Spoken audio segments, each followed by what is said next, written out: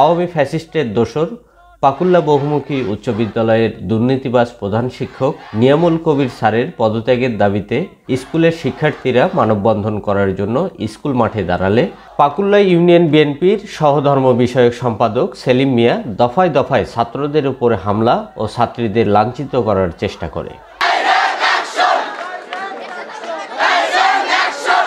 এক পর্যায়ে বহিরাগতদের বাধা উপেক্ষা করে শিক্ষার্থীরা মানববন্ধন কর্মসূচি পালন করে।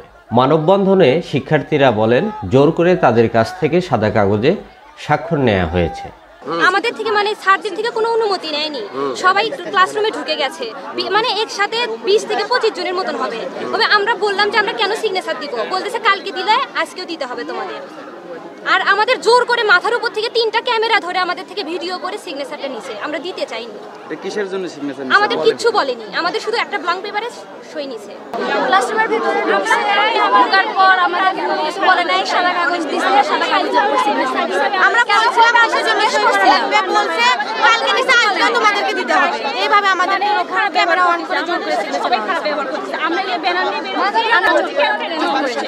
আমাদের সাদা কাগজ আমাদের সামনে দিছিল, আমরা জিজ্ঞেস করছিলাম যে কি জন্য স্বাক্ষর, কোনো কিছু বলেননি। এছাড়াও শিক্ষার্থীদের বিভিন্ন ধরনের হুমকি দিয়ে আসছে প্রধান শিক্ষক ও তার সন্ত্রাসী বাহিনী। এই ঘটনায় শিক্ষার্থীদের মনে ভীতি সঞ্চার সৃষ্টি হয়েছে। আমাদের বিদ্যালয়ে গত বৃহস্পতিবার রাজনৈতিক ব্যক্তিত্ব ঢোকানো হয়েছিল। এখনো আপনারা দেখতে পাচ্ছেন যে তারা কিভাবে আমাদের উপর নির্যাতন চালানোর চেষ্টা করছে।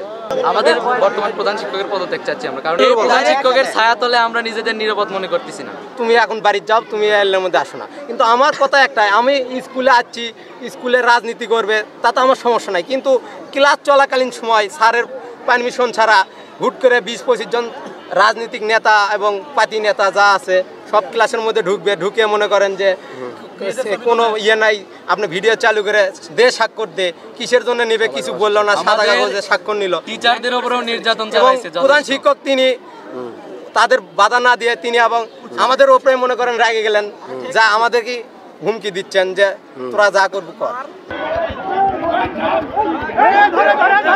স্থানীয় বাসিন্দা বাধা দিলে তার উপর হামলা করে। হেড শিক্ষক আর পাকুল্লা ইউনিয়ন বিএনপির সভাপতি বাটালু ছাত্রীদের জোরপূর্বকভাবে 2 তলাতে উঠে দিচ্ছে।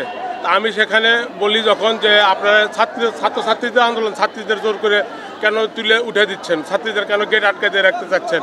আমি এই কথা বলাতে আমার উপরে বাটালু, সবুজ সবাই আক্রমণ করে। প্রধান শিক্ষক নিয়ামুল কবিরের বিরুদ্ধে বিদ্যালয়ের বিভিন্ন ফান্ড থেকে অর্থ লোপাট, বিদ্যালয়ের গাছ গোপনে কেটে বিক্রি এবং বিদ্যালয়ের ঘর দোকান হিসাবে ভাড়া দেওয়া, 30 বছর চাকরি সময়ে তিনি ব্যক্তি স্বার্থে প্রতিষ্ঠানের সম্পদ ব্যবহার, এসব বিষয় নিয়ে প্রধান শিক্ষক নিয়ামুল কবিরের সাথে কথা বলতে গেলে তিনি কৌশলে এড়িয়ে যান। পরবর্তীতে তিনি আর ফোন ধরেননি। আমি কোনোদিন এইভাবে বলিনি, আর অপ্রস্তুত আর কি। উন্নয়ন ব্যাপারটা নিয়ে একটু বলেন। 5 লক্ষ টাকা উন্নয়ন নিয়ে সব দাম বলার দরকার, আমি আপনার সাথে পরে কথা বলবো। জেলা শিক্ষা অফিসারের কাছে এ বিষয়ে জানতে চাইলে তিনি তদন্ত করে ব্যবস্থা নেওয়ার আশ্বাস দিয়েছেন। বিভিন্ন লোক অভিযোগ দিয়েছে, বিশেষ করে প্রধান শিক্ষকের বিরুদ্ধে তার অনিয়ম, দুর্নীতি, অসাধারণ আচরণ, শিক্ষার্থীদের মানববন্ধনে তিনি তার লোক দিয়ে আক্রমণ করেছে বা শিক্ষার্থীদের সাথে খারাপ আচরণ করেছে বা অসাধারণ আচরণ করেছে।